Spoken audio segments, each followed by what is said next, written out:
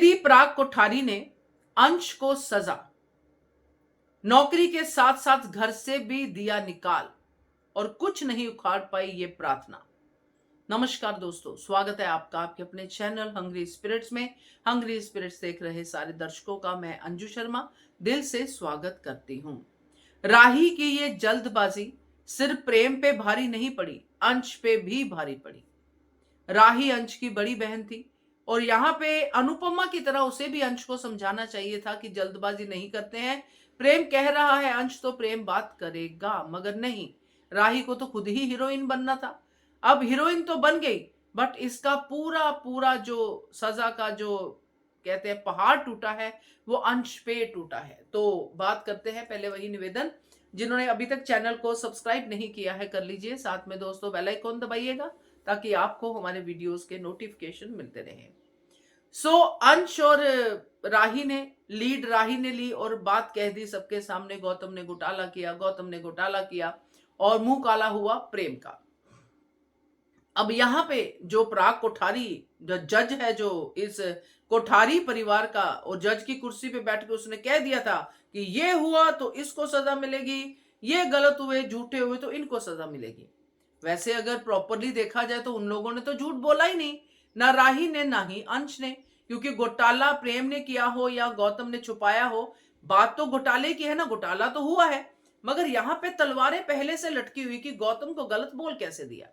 अब इसके ऊपर वसुंधरा का टेक आएगा, माही का आएगा कि गौतम जी की इंसल्ट हुई है, शादी को एक ही दिन हुआ है तो इन्होंने अपने रंग दिखाने शुरू कर दिए, जल गए हैं कि इनको सीईओ बनाने वाले हैं, ये सब बातें होंगी। और अंश को बुरी तरह से धोया जाएगा कि घोटालों पे नजर रखने की जगह इन्वेस्टमेंट पे रख लेता, क्लाइंट्स पे रख लेता, बेटा अंश नजर ये क्या किया तूने, गलत किया, तो इसके लिए तुझे मैं आज ही फायर करता हूं। किसी भी बात को पूरा जाने बिना ही इंसान पे इल्जाम लगाना गलत है।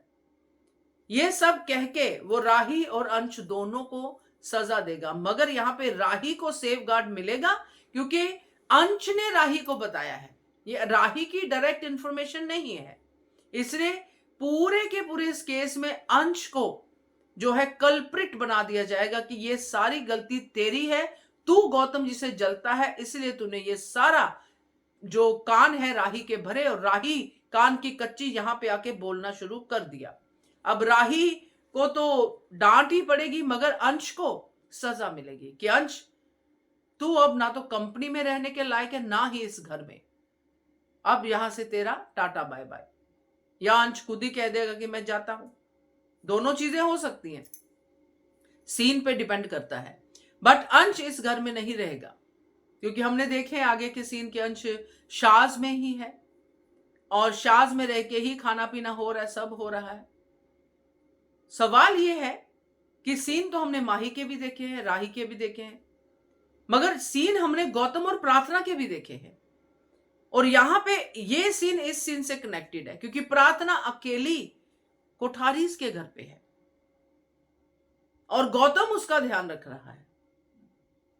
तो प्रार्थना अकेली क्या कर रही है? जब अंश इस घर में नहीं है तो प्रार्थना क्या कर रही है? क्यों नहीं चलेगी अंश के साथ? क्यों नहीं प्रार्थना माही की तरह अपने पति के लिए बोलती? बात तो सही है। तो प्रार्थना यहां पे फिर से कुछ नहीं कर पाएगी, फिर से वही गाय प्रार्थना जो अन्याय के खिलाफ नहीं लड़ती, तलाक ले लिया ठीक है, अब बच्चा पैदा करना है ठीक है, बच्चे के लिए लड़ना ठीक है, बट पति के लिए कुछ नहीं बोलना है। अगर पति ने कह दिया कि मैं नहीं जाऊंगा अपने शाह हाउस में, तो प्रार्थना ने वहीं पे बैठ गई। प्रार्थना को अगर अपना डिसीजन सही लग रहा है कि यहां पे रुकना सही नहीं है, तो प्रार्थना कहती कि तुम यहां पे रहो, मैं नहीं रहूंगी भाई, मेरे बच्चे को यहां पे खतरा है, मुझे यहां पे खतरा है, मैं तो अपने ससुराल में ही जाऊंगी। अगर प्रार्थना को भी वही बात पता होती कि बहू ससुराल में ही अच्छी लगती है, मगर नहीं, यहां पे प्रार्थना के घर वालों को भी ये नहीं एहसास, ना ही प्रार्थना को, तो अपने पति के लिए तो क्या ही बोलना है, आगे अपने बच्चे के लिए भी लड़ पाएगी कि नहीं, मुझे डाउट है। तो ये निकम्मों की टोली में प्रार्थना भी शामिल हो गई है। बाकी अंश की सजा अब देखते हैं कैसे भुगतता है, क्या क्या करता है। So let's see, wait and watch. Keep watching Hungry Spirits channel. Thank you so much.